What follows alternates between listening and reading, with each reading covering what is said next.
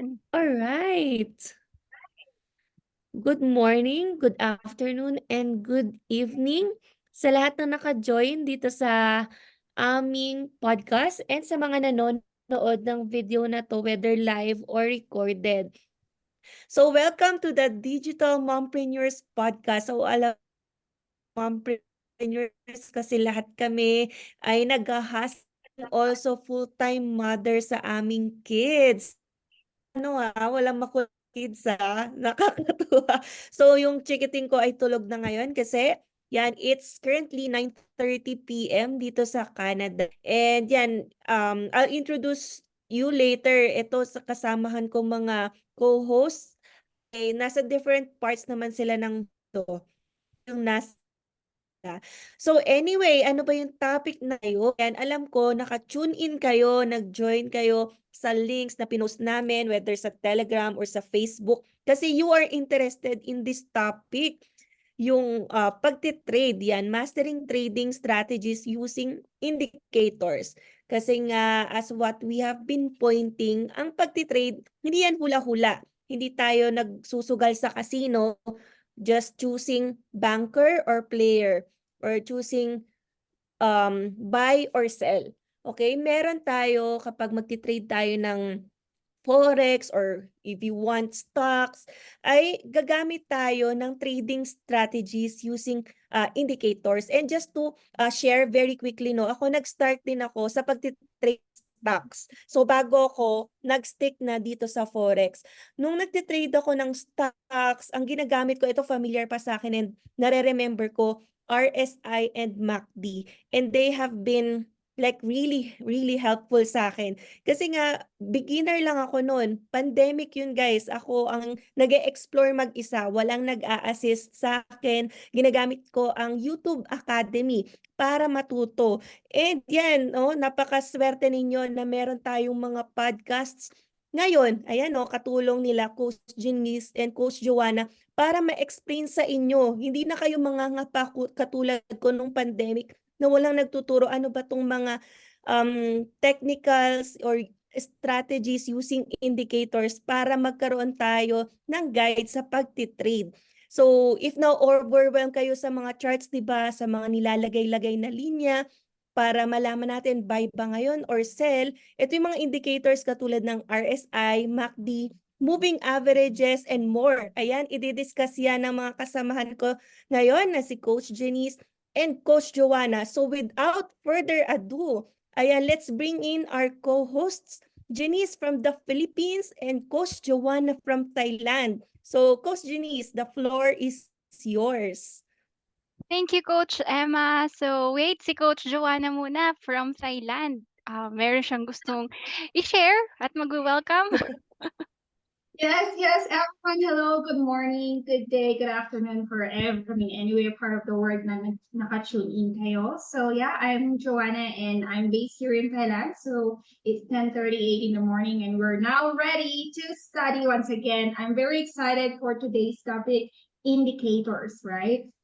Personally, I'm more into a price action, right? I don't use much indicators, but of course, more confluence means more confidence in terms of trading. And that's why I'm very excited to learn more in-depth knowledge about indicators. And hindi ko lang alam kung meron na sa atin dito, sa mga audience natin na nakikinig, anyone who's using indicators or anyone who is into price action. Kasi ako, price action ako eh. I don't use much indicator and meron ba ditong price action or meron ba dito gumagamit ng indicators only maybe type 1 muna dun sa mga nagtitrade na.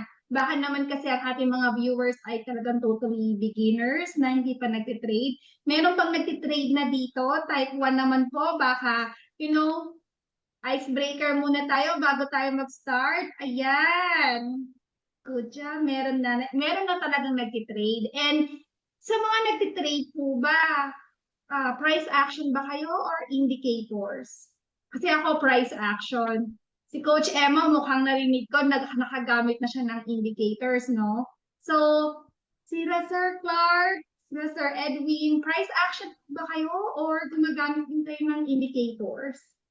indicator. Ayun! SNR, then indicators.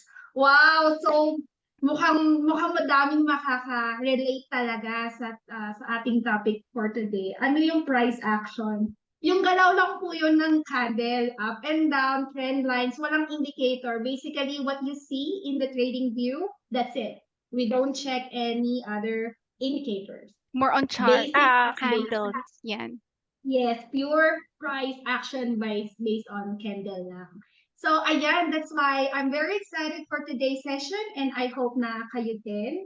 And now we will be bringing our very well lead co-host for today that will walk us through sa mga indicators and what are those indicators, how can we use it, maybe just at least identify some of those, right? Because napakarami naman talagang indicators. But of course, hindi mo ilalagay lahat yan sa graph mo, no? Good luck naman kung ilalagay mo siya sa graph. So, we just need to understand what are those and for us to identify ano yung applicable sa ating trading strategy. So, without further ado, let's all welcome Coach Jenny.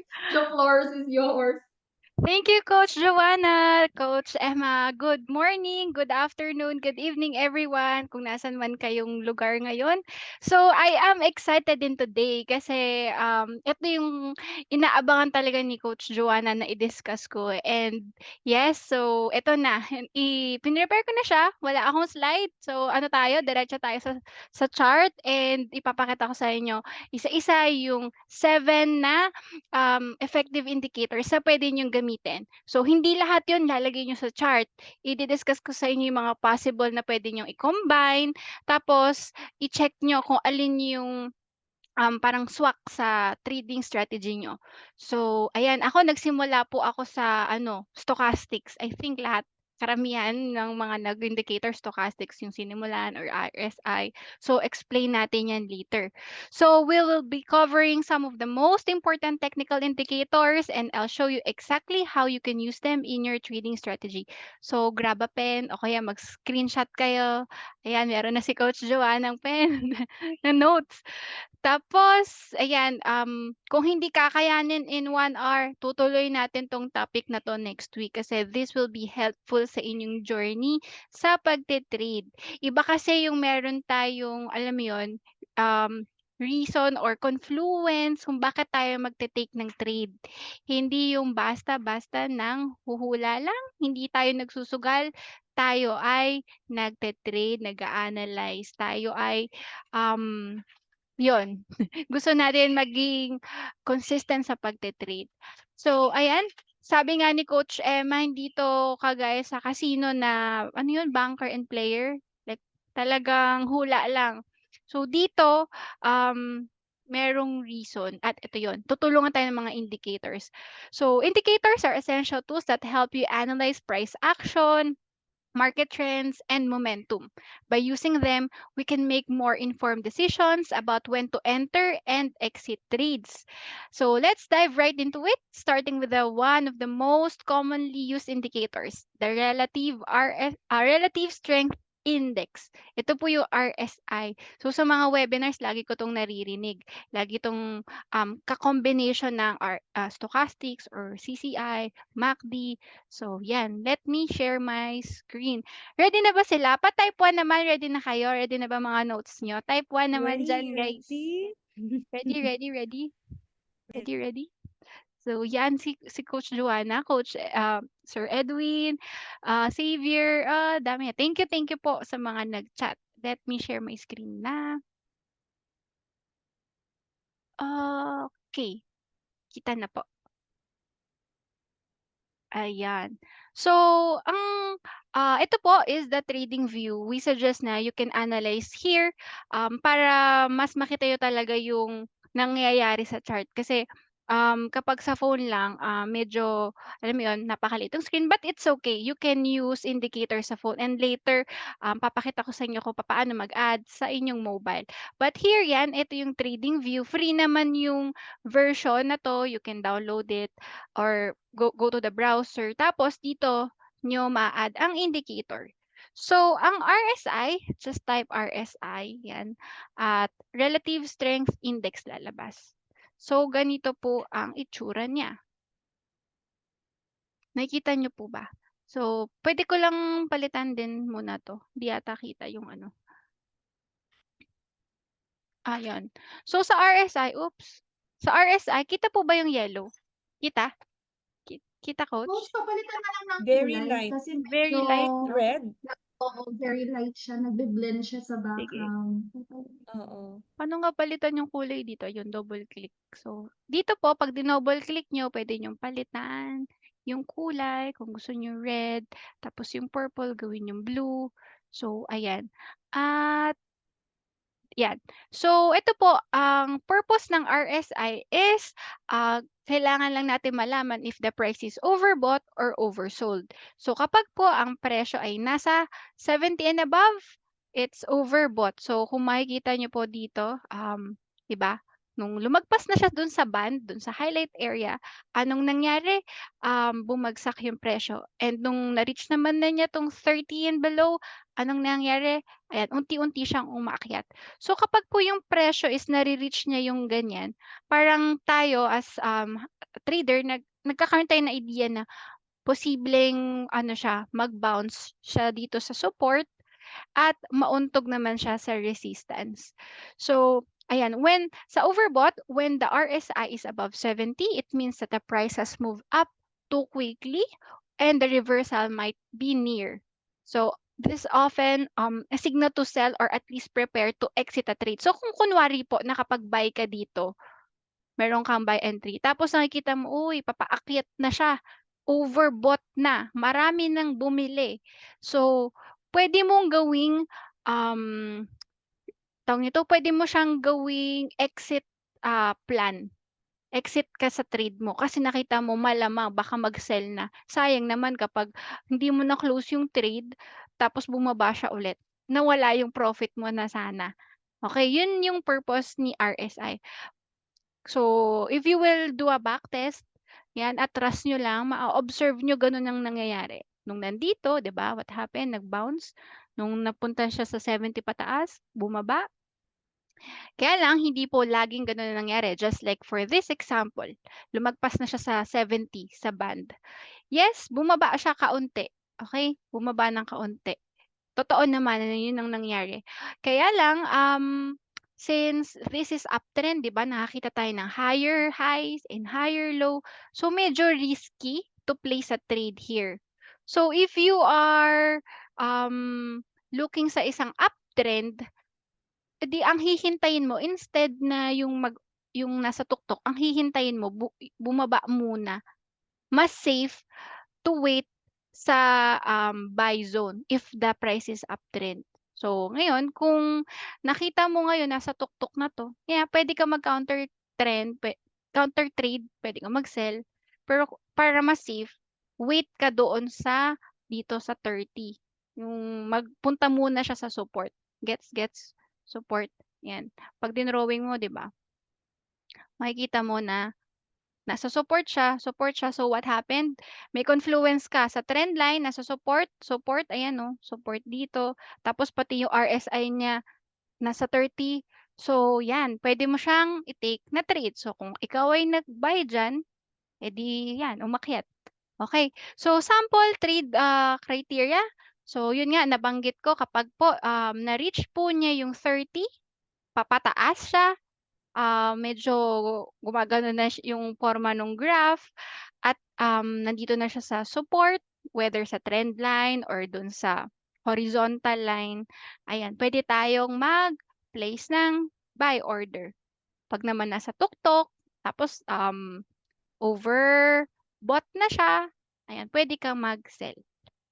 And then next po is the moving average. So, click nyo lang pong indicator. Yan, hanapin ng moving average. Merong moving average na simple and exponential moving average. Yan. So, saan ba dito yun? Ito yung exponential. Actually, may mga indicators naman na may ano tawag nito, dito sa trading view, yung may mga ano na siya, default na setting na makikita mo kapag it's time to buy or it's time to sell. Wait lang, pakitaan ko. Pero kasi sa cellphone wala nun, eh, kaya hindi ko siya ipapakita. Pero for preview lang, ganito siya. May mga ganyan pero hindi ko na 'to i-explain. Medyo complicated siya. Ko-close ko lang muna 'to, 'di ba? Hindi ko 'to i-explain, mamaya pinakita ko lang na may mga ganyang klaseng indicators. But dun lang tayo sa basic. So, etong exponential moving average or EMA, EMA na average, basically sinasabi lang po niya na ano po, the EMA gives more weight to recent prices, so it reacts more quickly to price changes compared to the SMA, yung simple moving average. Basically ang gusto lang naman po sabihin ng moving average if, ano ba yung trend. Usually kasi po kapag po ang price is nasa taas ng line, it is uptrend.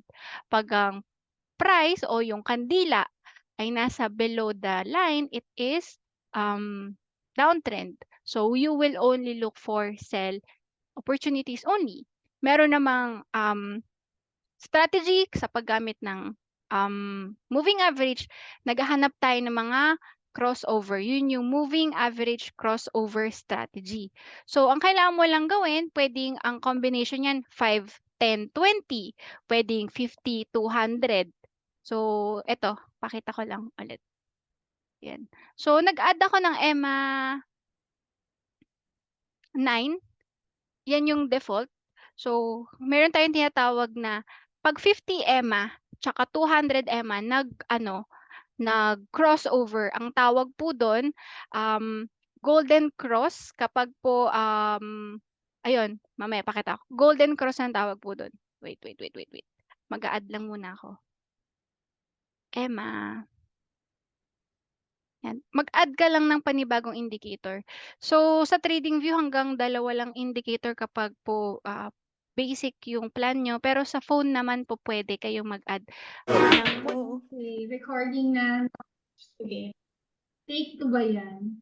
Okay. take 2. Go Coach Emma. Ayan. Yes, hello and welcome back again. Thank you for rejoining dito sa ating Zoom link, no? As what I can see, na-maintain naman yung numbers pero hopefully hindi na tayo pasukin ng scammers or spammers, whatever. So doon na lang tayo sa safe side. And yun nga, bago tayo naputol, Coach Janice has been discussing na I think 2 indicators already, 'di ba? And yan, let's continue kasi itong mga indicators na to ang nagiging guide kung papaano tayo mag-e-execute ng trades. Alam ko naman madali lang pindutin ng buy, madali lang pindutin ng sell, pero it's the like timing and papaano ba tayo magpe-place ng buy, kailan ba yung right time using the indicators na she has been discussing. And yes, let's go Coach Janice, no? Sorry na na-interrupt tayo. Yan, thank you Coach Emma. So, let me share my screen. Hindi ko na siya uulitin, pagdidikitin na lang namin yung video siguro kanina para hindi tumagal. So, ayan, let me share na my screen ulit. So, kanina, we're discussing about the, exponential moving average. So, meron tayong tinatawag na golden cross na strategy. So, yun yung kapag nag-cross si, EMA 200 tsaka si EMA 50. So, ang, trade criteria nito, let me just paste it here tapos discuss ko sa inyo. Yan. Kita ba?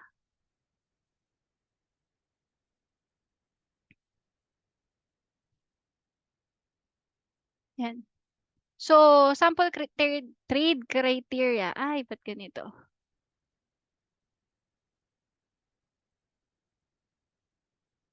Wag na. Sige. Ano, basta, ang trade criteria niya, pag po nag-cross over etong EMA, yung blue, yung 50, nag-cross over siya sa 200, it's a sign na potential po na po pwede tayong mag-buy. Potential buy siya kasi it indicates a strong uptrend. Kapag naman po nagkaroon ng crossover, hanap tayo. Eto, yan, kaka-crossover lang yan. It indicates po na nagkakaroon ng death cross. So kapag uptrend, buy signal, yung 50 EMA ay nag-cross dun sa 20, Okay, pag-buy, kapag EMA 50, nag-cross siya sa 200. So, buy yan. Ang tawag dyan, golden cross. Kapag naman sell, yung EMA, yung EMA 50, pababa naman siya. Crosses above 200. Ito naman, crosses below 200. So, ang tawag dyan, death cross. So, hanap tayo. Ganito mag-backtest. Tignan nyo kung totoo ba talaga yung ganyang strategy, nangyayari ba talaga. So, upon checking dito, di ba, nung bumaba, ayan, nagkaroon ng talagang downtrend. Pero eto yung iingatan natin kasi minsan, ayan, nagka-crossover siya kaya lang hindi naman nagtuloy. So, choppy. 'Pag ganito yung nakikita nyo, hindi siya strong yung trend, hindi clear yung nangyayari, iwas sa ganitong senaryo. So, yung ganitong crossover kahit sa higher time frame, lower time frame, nangyayari yan. So, yan yung ta-try nyong spatan and pwede nyo siyang gawin combination with other indicators like yung sa RSI, asan na yun nawala? Ay nawala. So ito ulit. Ulitin natin. Dinoble click ko lang guys, tapos lagyan niyo lang 200. Tapos palitan niyo yung kulay para ma-distinguish niyo alin po yung 200 sa 200 sa 50. Ayan. So, yan, i-zoom out nyo, makikita nyo po na once na nag-cross po is yun, nagsisignal siya ng uptrend ulit. So parang dito huminga lang and then bumalik ulit. So tuloy ulit siyang lumipad ng gusto. So yan. And then kapag kinombine mo pa siya doon sa RSI, sige, add lang natin si RSI, wag natin tanggalin. Yan. Nakita niyo po, nung nagkaroon ng crossover here, dito, it's time to buy. Kaya lang dito sabi niya, death cross siya. So, hindi nagtugma. So, kung bumase po tayo at tingin mo sell ka kasi nga death cross siya. Pero upon checking kay RSI, nandito siya. So, 'di ba? Parang sinasabi sa atin ni RSI, uy, wag hindi sila tugma. So, kung hindi ka nag-ano diyan, hindi ka nag-sell because kay RSI wala siya dun sa sell zone, eh di safe ka, 'di ba? Yun yung purpose ng indicator. Parang ano sila, checklist mo. So, ayun, and then tignan naman natin dito no nag-golden crossover. Kaya lang dito nag-golden crossover. Ito nga lang, sinasabi ni RSI dito na it's overbought. Yun naman, kontra naman siya dito, kaya hindi ka sure. So kapag ganun, maybe another safe setup, hintayin mo na lang, bumaba muna dito sa buy zone. So, nung nakita mo, nagka-crossover na, tapos si RSI nandito na siya sa 30. Ayun, kumbaga nag-retest. Eh di mas safe. Okay, so sabi dito, nagkaroon ng crossover. Nandito na siya sa support nung moving average. Tapos naka 30 pa siya kay RSI. So, kumbaga marami na tayong checklist. Mas sure yung entry. And yun nga yung nangyari, 'di ba? Kung pumasok ka rito, tapos nakakita tayo ng strong rejection, 'di ba? Nire-respect niya 'tong moving average na 'to, 'tong gold na 'yan. And then kung nag-place ka ng order diyan, ayun, salo mo na ang uptrend ng bonggang-bongga. Tapos mag-exit ka kapag nakita mo na si RSI is nandito na sa tuktok. Ayan, kaya lang lumipad na lumipad pa. So, pwede kang mag-place ng trailing stop loss. So, hayaan mo siya lumipad ng lumipad. So, yung mga position traders, puwedeng ang gawin niyo lang exit plan is mag-e-exit ka lang kapag nag-crossover si 50 pababa kay 200.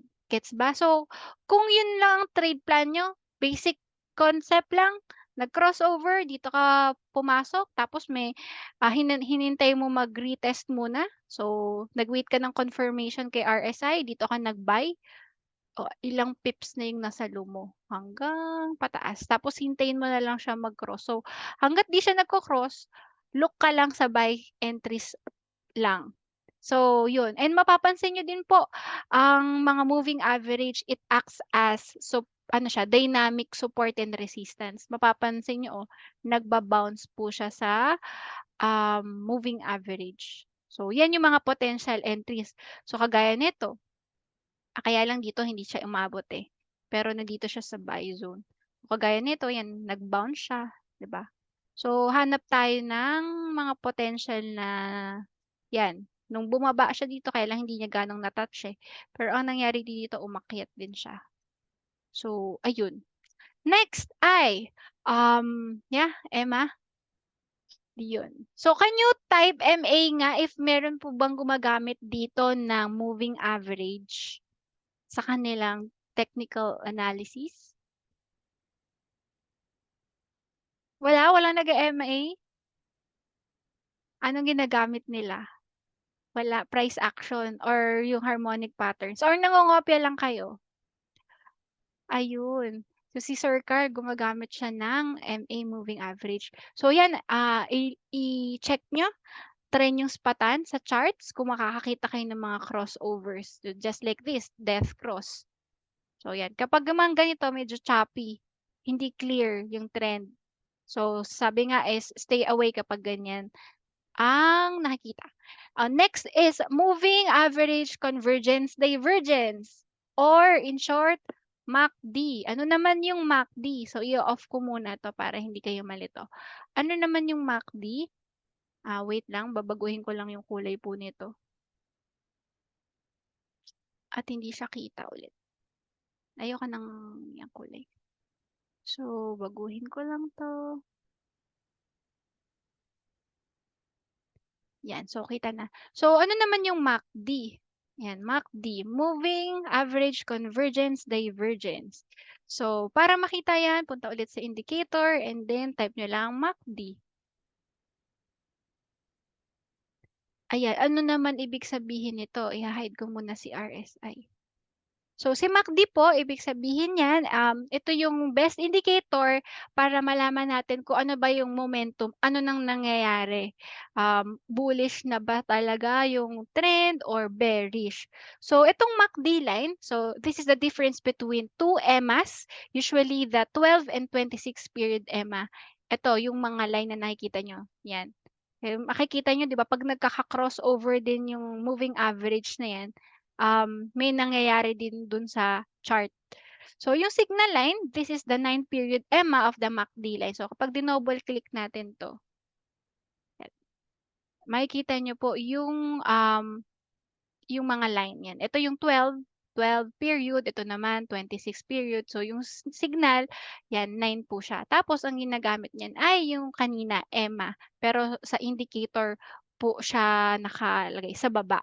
So, ibig sabihin nun, when the MACD crosses above the signal line, it indicates a bullish momentum. So, asan na yung chart natin? It indicates a bullish momentum. And then, asan na ba tayo? So, yan. Ika-copy paste ko lang to ulit para lang may kodigo kayo. Yan. Kita ba?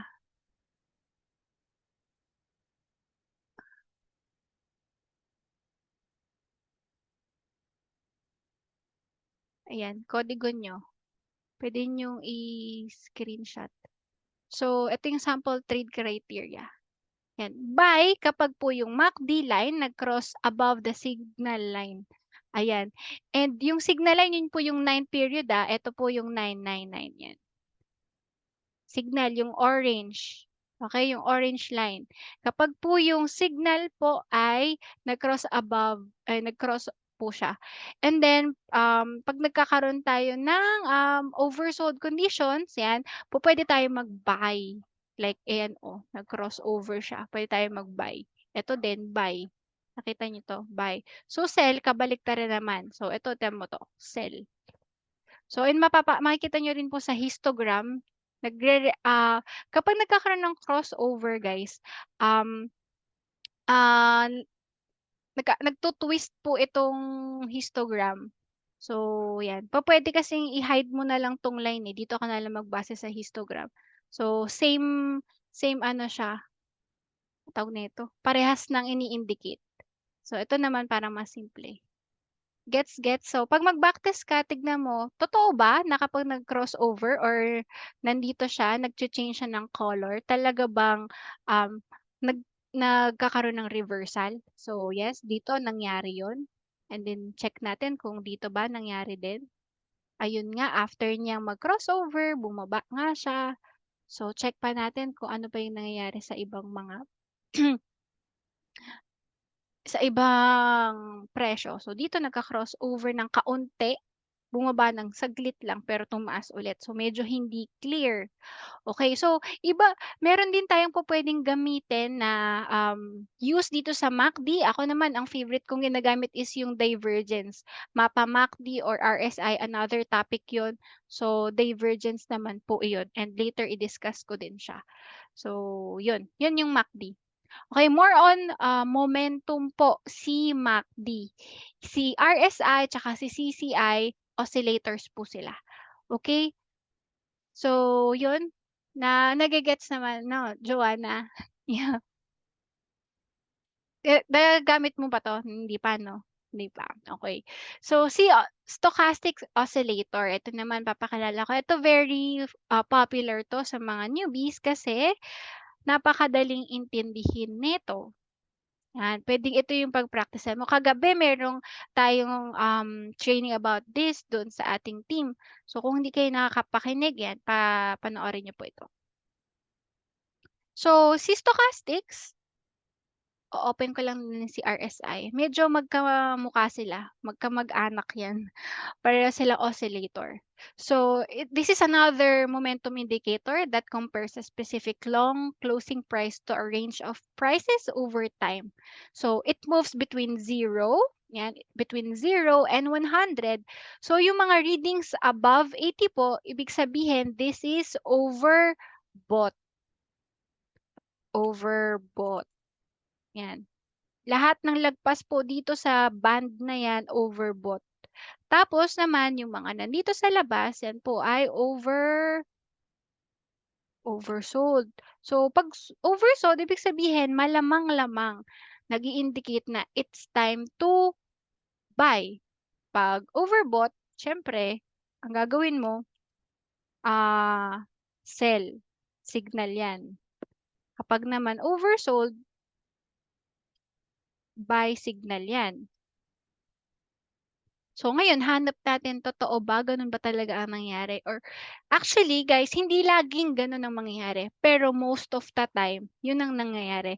And lalo na 'pag kinombine mo pa 'yan sa ibang indicator, kumbaga mas magiging, tataas yung probability na gano'n nga yung mangyari. So backtest natin. Check natin nung nandito po, overbought na ito, 'yan na above 80 na siya. And pababa na, nagpo-point down na 'yan. So kung ikaw ay nakapasok po dito, tapos nakita niyo si RSI din nandun na sa tuktok, above 70. Nagko-crossover na yung blue line dun sa red line. Eto din, ganun ang nangyari. So, 'di ba, it's a time to sell. Kung kayo ay nagsa-scalping, ayan, nakapag-scalp ka na here. Kahit sa M5 po puwede rin niyong gamitin 'yan. Asan na yung chart na wala? Ayan. So, sa M5, sa M1 pupuwede niyo po 'tong gamitin. So, yun nga lang kay stochastics, super daming beses nag-a-up, down, up, down. Maganda siya sa scalping actually kasi nga maraming entries ka puwedeng pasukan kaya lang ang resulta niyan ma-overtrade ka, maaaring nakapasok ka ng mali, alam mo yun, false signal siya. Kaya natin ginagamitan ng ano po, ng iba pang indicator. So, si RSI mapapansin mo ilang beses lang siyang lumagpas dun sa band, lagpas 70. Dito, sa chart na 'to isang beses lang siya umabot, dalawang beses lang siya umabot na lagpas. So, dito ayan kung nakapagpuwesto ka rito, 'yan nasa mo yung, pataas niya, yung uptrend. And then dito rin, 'di ba, nasa dulo. And mapapansin mo din kay RSI, lahat ng kapag ito ay na-reach na niya yung pinakadulo or tuktok, gano'n din yung kay stochastics. Ang pinagkaiba nga lang kay stochastics, mas marami. Kumbaga makaka-scalp ka ng paunti-unting pips diyan. So kapag dito, ang trade criteria mo lang magba-buy ako kapag nandito pa siya. So when stochastic is below 20 and crosses back above, it's a buy signal. Especially if confirmed by other indicators like moving average. So kapag in-on mo yung moving average mo, yan. So, ay, hindi ko na pwedeng i-open kasi marami ako na open. So, yun. Ko-close ko yung yan. Kapag nakita mo, 'di ba, na nandito na siya sa support, 'di ba? So kung nag-buy ka here, hindi ka pa po pwede mag-buy here. So kung ifa-follow mo po si moving average, so kapag kasi below po siya ng line, so medyo alanganin po na makapag-buy diyan. Wait ka pa na medyo ma-touch niya muna si moving average 50. So ayan, at least dito nasa support siya. Nakapag-retest muna siya. So kung dito ka nakapag-buy, ayun, pataas siya. Hanap pa tayo or gets na para ano pa natin yung ibang mga indicators. So, yes. So, done na tayo kay stochastics. Meron ba ditong gumagamit ng stochastics? Meron ba? Type yes nga. Meron bang ang ginagamit lang talaga is stochastics purely? Yan, si Sir Clark. Ano pang kino-combine mo kay stochastics? Or yan lang talaga? Meron ka pang ano, ibang ginagamit? Yan, si RSI, yun din ang combination niya. So, ito another indicator na pwede niyong gamitin ay si parabolic SAR or PSAR. So, close ko lang muna to. Yan. Si parabolic SAR, by the way, balikan ko lang, kapag po ang price is above 200 EMA, yan, talagang strong uptrend po yan. Yun yung overall trend. So, kahit na hindi ka gumuhit ng trend line, sa isang tingin, alam mo agad na it is uptrend or downtrend. So, close na natin to and then add tayo ng panibagong indicator, parabolic SAR. O yan, si parabolic SAR. Ito yung makikita nyo sa inyong MT4 or MT5 account, yung mga dots na yan. So, para sa naman yun? So, si parabolic SAR po, which stand for stop and reverse. Yung SAR, stop and reverse.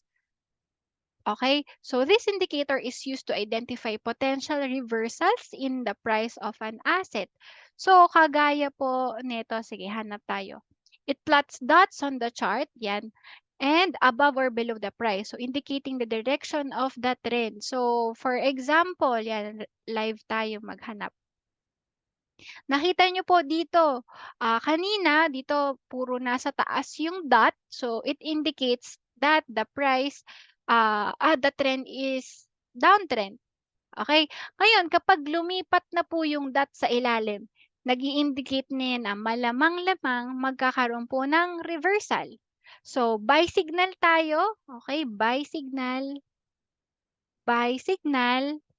Kapag po yung dot flip below the price. Okay? Kagaya nito. Kita niyo yan? Mula nung nag-change, yan, umakyat siya. And then nung ano naman po, nag-change sa taas. So parang pwede mong sabihin, okay, exit na muna ako sa trade. Dito ako nag-buy, dito ako mag-exit. So pwede mo siyang i-confirm with the other indicator. Pero hindi laging gano'n ang nangyayari. Most of the time, gano'n ang mangyayari, but hindi lagi. So, para mas mataas yung chance na tama ang inyong analysis, kung nakikita mo na the trend is uptrend, 'di ba? Yan, no? Above siya ng price ng moving average. So, look for buy signals only. Kung nakakakita ka na nagka-reversal dito, nakakita ka ng dot, magse-sell ako kasi ayun sabi ni Coach Denise ano 'pag daw yung dot nasa taas sell tayo. Wag kang mag-sell kasi nakikita mo nga strong na uptrend, eh. Dun tayo sa quality signals, yung mas mataas yung chance na tama ang ating trade. So, wag kang mag-sell dito kasi yun, saglit lang siya nag-pullback. So, ngayon kapag nakakita ka po ng ganyan tapos nag-switch siya ulit sa baba, yan nakita niyo yung baba. Saan ba yung drawing natin? Yan. Nakita niyo po ito, yan. 'Di ba? Nakasalo ka ulit ng ilang pips diyan. So, nung nag-switch kasi nga, we are only looking for buy trades only kasi nga uptrend. So, kapag nag-switch siya ulit dito, pwede kang mag-sell, 'di ba? Kaya lang saglit. So, 'wag mo 'yung gawin. 'Wag kang mag-sell diyan para lang mas safe. Hintay ka sa mas sure, mas clear na ano, um, buy opportunities lang ulit. And mas maganda kapag eto i-combine mo dito. 'Yan 'no, si RSI nandito na siya sa 30, si parabolic SAR, nandito na sa ilalim yung dot, so dalawang confluence. Kaya lang yun nga, si moving average ay nasa ilalim siya. Hindi siya gaanong nagtugma. So, pero sa ano yun sa 50. Pero overall naman uptrend siya. Above pa rin naman siya sa EMA 200 eh. So, okay pa rin yun. Okay, gets. Tapos saka nakita nyo, 'di ba? Kung marunong na kayo ng support and resistance, o nandito na siya sa support, previous low. Ayan. So, malaki yung chance na tama. Tapos kung marunong pa kayo umintindi nung eto, fair value gap, yan. Sa ibang topic naman yun. So, ayun, yun yung si parabolic SAR. Isa pa, hanap pa tayo ng magandang scenario. Just like this, nandito na siya sa baba. So, nag-i-indicate na tayo ay may mag-buy, kaya lang nasa baba ng line. So, pwede tayong pumuwesto diyan, kaya lang, hindi tayo sure. So, hintayin mo na umahon po itong blue line. Ito umahon from below 30 pataas. So, pagkaahon yan, kung dito ka pumasok, ayan, na ano mo siya, nasalo mo siya. Kaya lang medyo nag-consolidate pa dito eh. Ayun. So, yun ang purpose ni SAR. Parang sinasabi na niya, uy, baka ano na yan, kung nakabay ka rito, kasi 'di ba RSI dito, nasa dulo, nakabay ka, tapos na-reach na niya yung tuktok, nakakita ka na nung SAR. So, kino-confirm na niya, huy, baka mag-reverse na, close mo na yung trade mo. Yan. So, kahit na uptrend yan, tapos nakabay ka, sinasabi niya sa'yo na out mo muna kasi baka huminga muna yung presyo. So yun, yun ang purpose niya. And then next is si Bollinger Band. So ano naman purpose ni Bollinger Band? Ako ginagamit ko rin yung si Bollinger Band kasi parang moving average din yan. Pero it acts as support and resistance. Yan, si Bollinger Band. Pwede mo yan i-combine kay parabolic SAR. Pwede mo i-combine yan kay RSI. So, si Bollinger Band naman, ano yan? Bollinger Bands are volatility indicator. Yan. The band consists of middle, etong blue line, which is a moving average. Yan yung 50 kanina. Yan. Pag dinouble click mo, 20 pala. Yan. 20. Pwede mong baguhin yan. So, thank you. So, ito,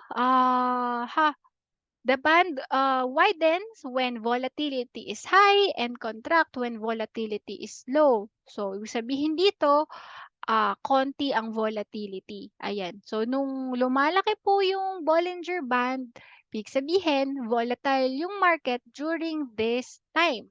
So, ano yung pwede nating gawing trade, ano dito? Trading strategy. So, yan. Overbought or sell signal kapag po yung price touches the upper band. Just like this. 'Di ba? Kaya lang, kapag sa uptrend, maaaring yes, bumaba ng kaunti. Nung na-touch na yung upper band, bumaba ng kaunti. Kaya lang, sandaling time lang yon. Hindi ganun ka sure. Hindi ganun ka taas yung probability na mag-reverse siya. Pero kung, dito ka na-identify mo na uptrend siya, tapos dito ka nakapasok, ayan, tumaas siya. So ayun, 'pag naman na-touch po niya yung, upper band, it's a potential sell. Kapag naman na-touch niya yung lower band, it's a potential buy signal or oversold na siya. Same purpose kay RSI. 'Pag nasa baba, it's oversold. 'Pag nasa taas, overbought. Same scenario. Okay? So, another one is, yun nga, ang pwede mong i-combine diyan is yung RSI. Kapag po yung, price touches the lower Bollinger Band, eto, tapos you see that the RSI is below 30, this could be a great buy opportunity. So, right now, kung nakita mo nag-touch 'to, pero si RSI hindi pa nagta-touch, okay, wag muna 'yan. Hintay tayo na yung dalawa ay magtugma. Hanap tayo. So, eto nag-touch siya, dito nag-touch po siya, nagkaroon lang ng pullback saglit. Ay, ayun, bumaba nga. Kab Kaya lang kung nagpuwesto ka ng stop loss dito baka na-hit. So, pero yun, after that bumaba siya. Ayan, eto tama yung signal dito, kung kayo ay nag-short here. Pero dapat yung SL niyo ay medyo above the, dito. Kasi ito yung previous ano, previous resistance or previous high. So, kung diyan mo nilagay yung SL mo kasi based on your, analysis, malamang umakyat muna diyan. So, if you place your stop loss here at ang target mo here because dito yung previous low, ayan, natipihit ka na.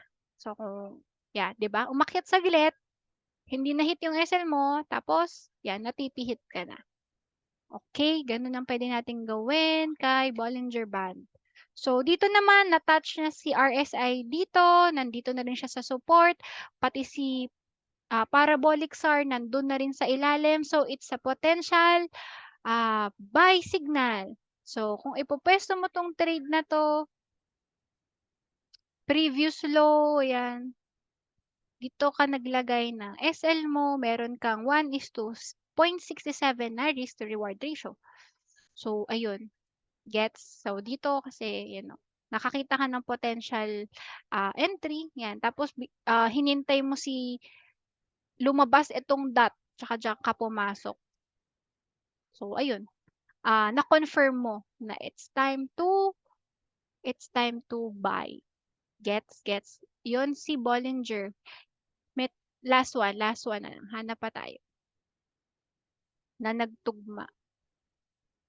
Ito, dalawang beses siya, kaya lang matagal bago lumabas si parabolic SAR, eh. Medyo hindi sure dito. Pero kung dito ka nag-place, puwede. Kaya lang medyo hindi hindi sure, eh, alam mo yun? Medyo hindi sure yung trend here. So, kapag nga hindi clear yung trend, 'wag mo i-take yung trade. Hanap ka dun sa mas malamang na alam mo yun, isang tingin mo pa lang alam mo na potential talaga na kagaya nito, 'di ba? Kita mo 'to, nandito na siya sa 30, nandito na siya sa dulo, tapos super duper ano na, dami ng seller. Kailangan ng huminga ng market 'yan, tsaka marami tayong nakitang mga imbalance or fair value gap. So, kung nakapuwesto ka diyan, nakapag-buy ka diyan, nung lumabas itong SAR, so after nito puwede ka dito pumasok, kaya lang, 'yan, dahil nasa resistance support naman siya, or puwedeng ang gawin mong trade criteria kapag lumabas si parabolic SAR, puwede rin naman. So, ayan yung possible na trade mo. Okay, gano'n siya. So, last, si Ichimoku Cloud. Si Ichimoku Cloud, very ano 'to, overwhelming ang itsura ng graph na 'to. Pero 'pag naintindihan niyo siya, masarap siyang aralin. So, si Ichimoku Kinko Hayo, Ichimoku. Yan, si Ichimoku ganyan ang itsura niya, 'di ba? Ang daming nangyayari. Pero, nung 2020 naghahanap talaga ako, ano ba talagang magandang indicator. And based on backtest dun sa inaaral ko, dun sa course, Ichimoku ang pinakamataas na winning rate based on their backtest. So, lahat ng top indicators, binacktest nila yung mga trade criteria and si Ichimoku yung pinakamaraming winning rate. So, kahit na ang gulo tignan ng chart, yan yung sinubukan kong pag-practicean din noon. And yan, i-discuss ko sa inyo ano ba yung nangyayari sa chart. Ito kasi, si Ichimoku guys ay halos all-in-one na. Nakikita mo na dito yung support and resistance na dynamic. Makikita mo na rin yung momentum. Yan. And it consists of 5 lines. Wait lang. Merong sumisingit. Naku, daddy. Wait lang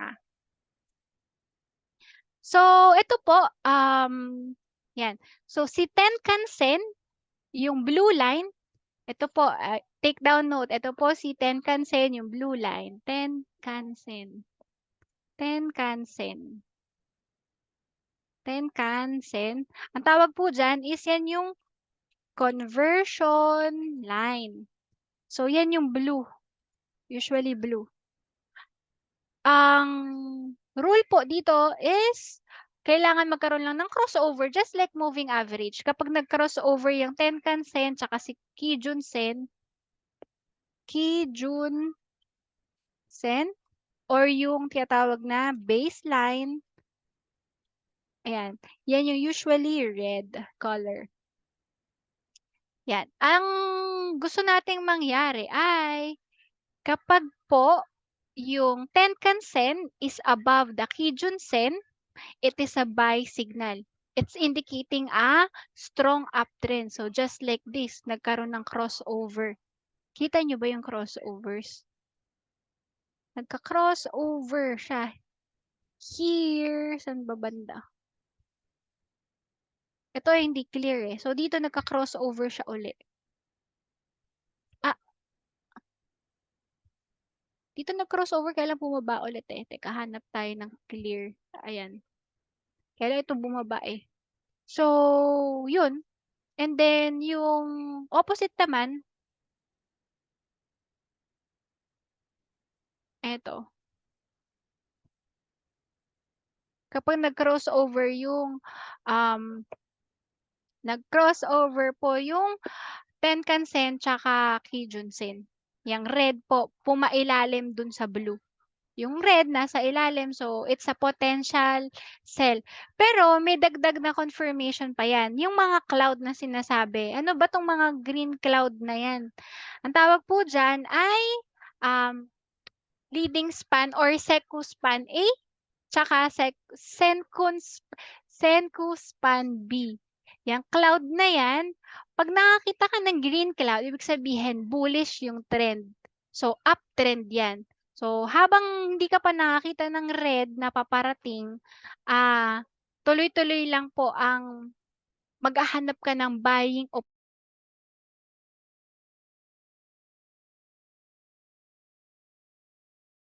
Ay, teka, may pinipindot yung anak ko. Wait, don't. Ito naman, si Chico Span. Laging span to. Laging span, Chico Span. Teka. So, this is the current closing price plotted 26 periods back. So, wait pakita ko sa inyo para lang mas malinaw.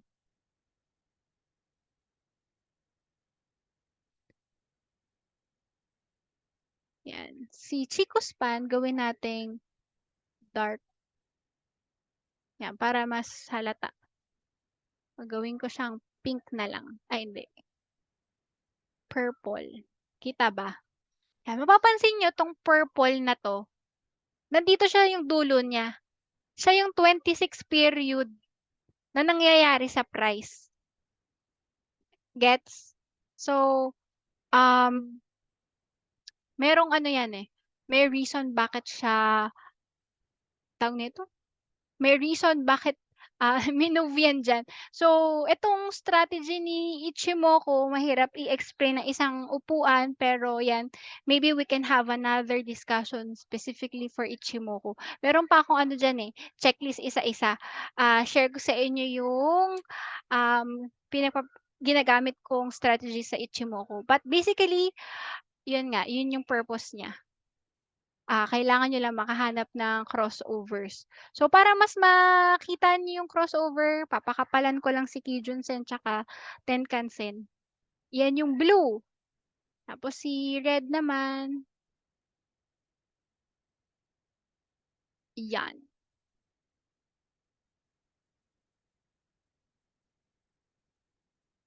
Ayun, na nagkaka-crossover siya, si red line, pumaibabaw kay blue line. Kung kayo ay naka-buy here, so ayun, pasok niyo siya. Okay, so another topic 'to. Yun lang yung basic concept ng, Ichimoku. Okay. So next, nabanggit ko na actually yung mga sample combination ng mga indicators. Yung RSI to teka lang, ika-close ko lang 'to. Yan, yung RSI plus moving average plus MACD. So, yun. And ano pa ba? Nabanggit ko na kanina eh. Pero ito, add-on ko na lang din 'to, yung sa trading view, wala 'to sa phone niyo, puwede niyong i-on 'tong smart money concept indicator. So, dito, hanapin niyo lang 'yan, smart money concept indicator, SILAX Algo, yung may 45,000. So, ito naman, indicator na nagpapakita sa atin na nasan ba yung mga weak high, change of character, break of structure. So, nasan yung equal highs, equal lows. That's another topic, SMC trading strategy. Pero basically, ang indicator nito can help us identify kung saan yung mga possible supply and demand zone.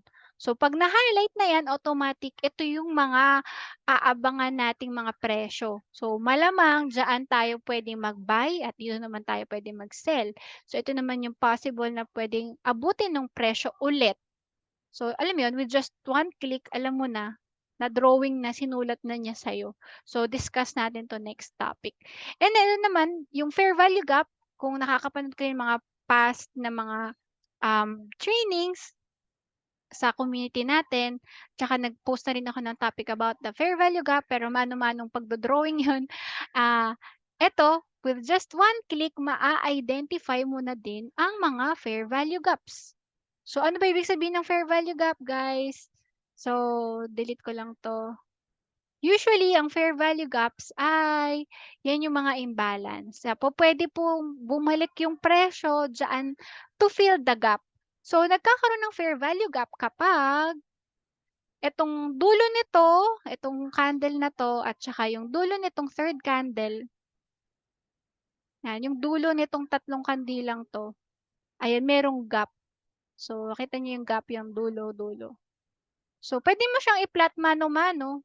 Pero ako, yun nga, at least automatic na 'to. So, kapag nag-change ka ng mga time frame, may mga kanya-kanyang mga fair value gaps po sila.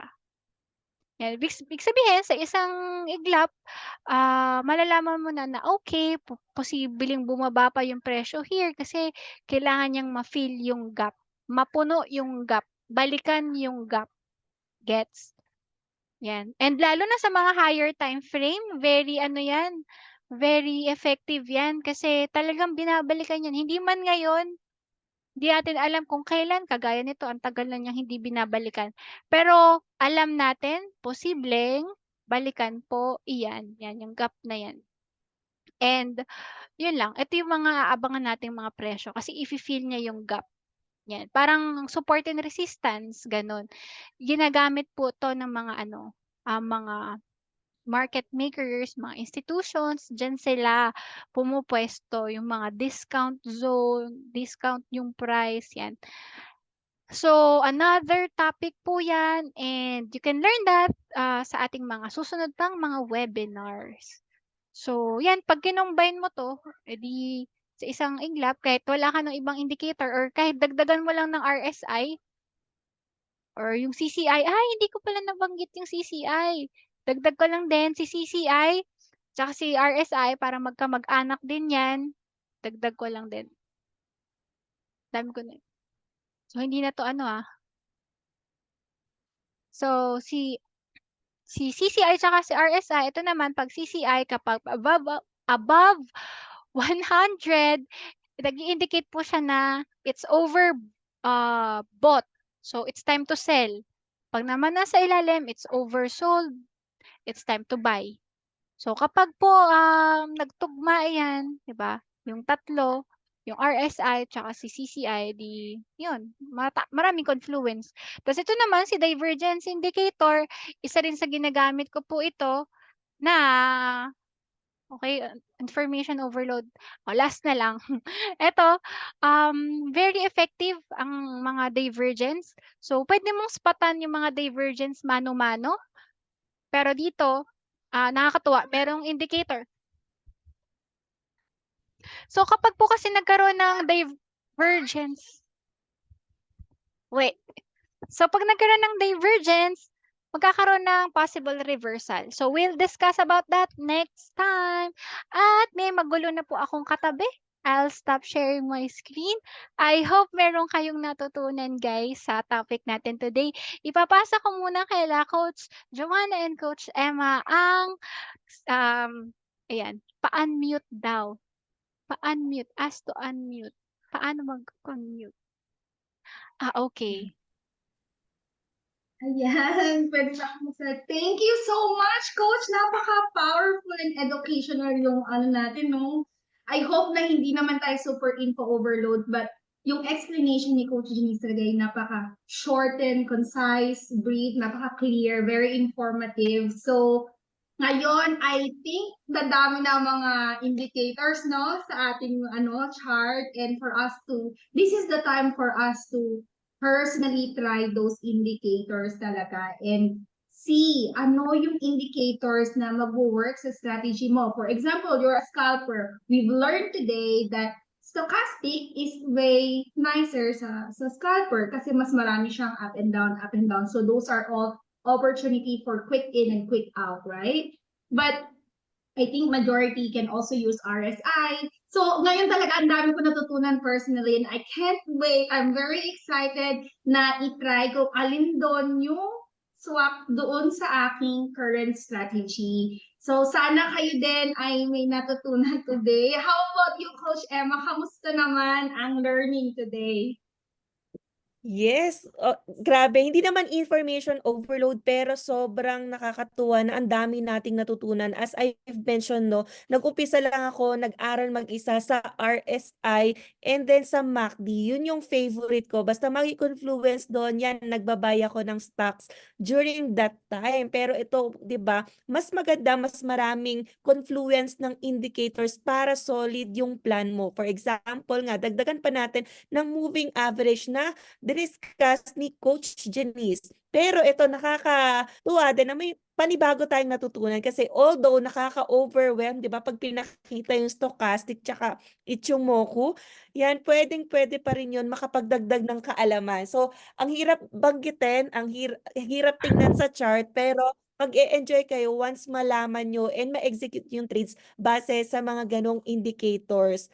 So again, thank you Coach Janice, no, another insightful session and ang dami nating natutunan with this. So, maraming salamat kasi kahit ako, ayan, kulang ako sa knowledge about indicators dahil nag-i-stick lang ako kung ano yung naaral ko on my own. Ayan, Coach Joanna, unmute daw, Coach Janice. Sino? So, Ba't na-unmute siya? Kasi minute mo yung sarili mo. Okay, wait. Paano ba mag-unmute? Unmute. Yan, go.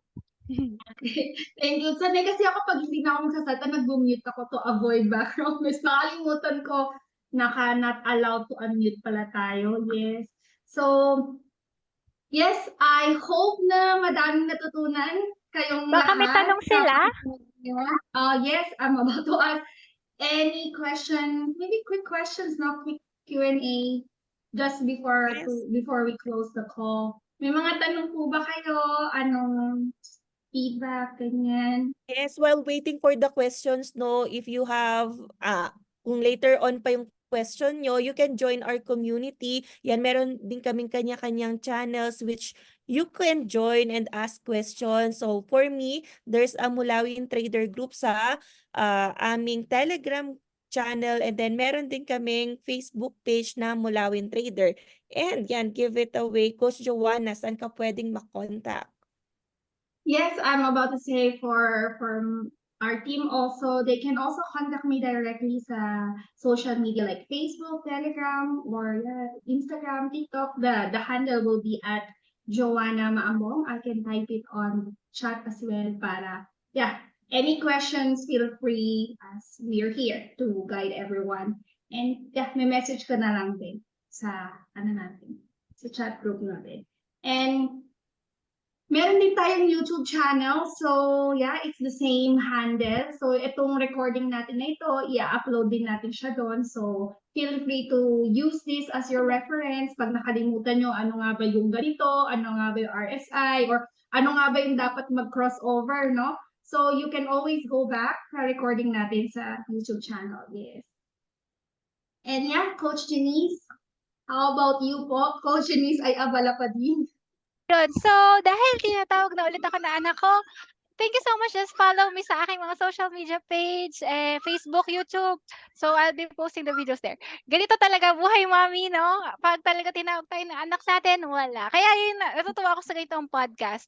Okay lang kahit, di ba, may mga gantong gulo. Yan talaga ang buhay, nanay. Pero I'm so happy na, yun, pag tapos na tong session, done. So, nanay na ako ulit. Bye! Bye. Thank you, Yes. guys. Happy trading and see you Everyone, again. thank you, and see you on our Bye. next podcast session. Yes. Bye! Say bye-bye, Tatay. Bye. Bye!